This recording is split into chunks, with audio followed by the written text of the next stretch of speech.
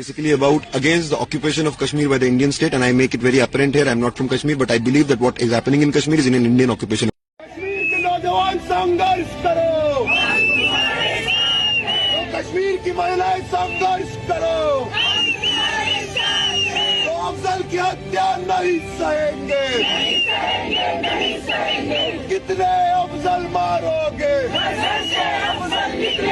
तो right to self determination long live, long live. एक ऐसी पॉलिटिकल कॉन्स्पिरेसी जो आने वाले टाइम में एक थ्रेट बन सकती है। अफजल गुरु 2001 पार्लियामेंट अटैक के मास्टरमाइंड यानी एक टेररिस्ट की फांसी पे शोक मनाते हुए, हिंदू मुसलमान करते हुए, दिल्ली के दंगों में हिंसा भड़काते हुए, जिसमें 50 से ज्यादा लोगों की मौत हुई, जो कश्मीर को भारत का हिस्सा मानता ही नहीं। इतने इल्जामों के साथ जब उमर खालिद को कोर्ट की फटकार लगी, तब कुछ so called neutral news media influencers उसकी बेल रिजेक्ट होने पे अपनी चूड़ियां तोड़ने लगे। कुछ ने कह दिया कि ये मुसलमान है इसलिए बेल नहीं मिली।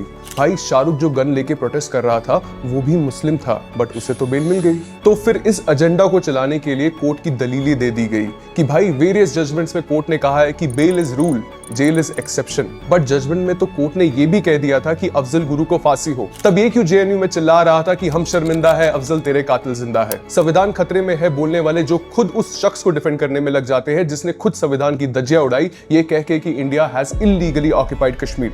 तब तुम्हारी सो कॉल्ड रैशनैलिटी और न्यूट्रलिटी तेल लेने चली गई। तो जब इस पे भी बात नहीं बनी, तो फिर शुरू हुआ सिंपैथी बटोरने का पीआर कि हाय बेचारे की 5 साल से बेल रिजेक्ट हो रही है। But ex chief justice of India ने ये तक कह दिया कि तुम इमेजिन करो कि उमर खालिद का केस उसकी खुद की काउंसिल ने ज्यादा नहीं तो कम से कम 7 बार एडजॉर्न यानी डिले करवाया है। और तो और कोर्ट्स ने ये वार्निंग तक दे दी इन आरोपियों के काउंसिल को कि तुम बार बार केस को डिले करवाना बंद करो और केस लड़ना शुरू करो। अब सवाल है डिले क्यों?